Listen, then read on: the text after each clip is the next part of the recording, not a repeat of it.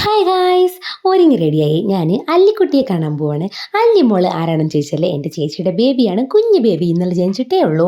കിട്ടുവിന് വർക്കുള്ളത് കൊണ്ട് തന്നെ ഞാനും അച്ഛനും അമ്മയും ഡാഡും കൂടെയാണ് പോകുന്നത്. നമ്മൾ ബസ്സിൽ കയറി യാത്ര തുടങ്ങി. പോണ വഴിക്ക് നമുക്ക് അമ്മയും കൂടെ കളഞ്ഞു കിട്ടി.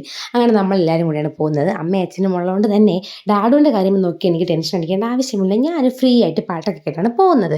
ഞാനിപ്പോൾ കേട്ട് ആസ്വദിക്കുന്ന പാട്ട് ഏതാണെന്ന് നിങ്ങൾക്ക് ഗസ് ചെയ്യാൻ പറ്റുമോ? അങ്ങനെ നേരെ കനകക്കുന്നെത്തി. അവിടെ എന്തോ പ്രോഗ്രാം നടക്കുമായിരുന്നു. അതിൻ്റെ ഭാഗമായിട്ട് അവിടെ തെയ്യമൊക്കെ ഉണ്ടായിരുന്നു. അങ്ങനെ കുറച്ച് നേരം തെയ്യമൊക്കെ കണ്ടിട്ട് നമ്മൾ നേരെ മെഡിക്കൽ കോളേജിലെത്തി. ആദ്യം പോയത് ഹോസ്പിറ്റലിലോട്ടല്ല, എസിറ്റിലാണ് കേട്ടോ ഡെലിവറി കഴിഞ്ഞത്.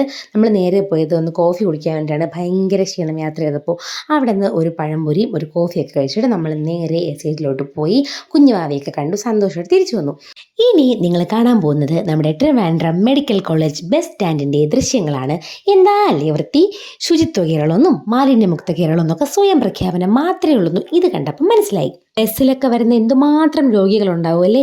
അവർക്കൊക്കെ ഇല്ലാത്ത അസുഖം പാഴ്സൽ വാങ്ങിയിട്ട് പോകാൻ പറ്റിയ ആംബിയൻസ് ആണ് ഇവിടെ ഉള്ളത്.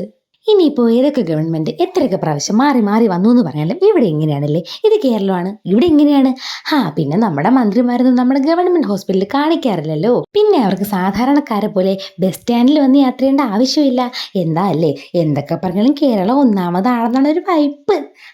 ഇതൊക്കെ കണ്ട് നിർവൃതിയടങ്ങി ഞാൻ തിരിച്ചെൻ്റെ വീട്ടിലോട്ട് പോവാണ് ഗൈസ്. നിങ്ങൾക്ക് എന്താണ് ഇതിനെക്കുറിച്ച് പറയാനുള്ളത് നിങ്ങൾ പറയണം കേട്ടോ. അപ്പം അത്രേ ഉള്ളൂ. Okay, by.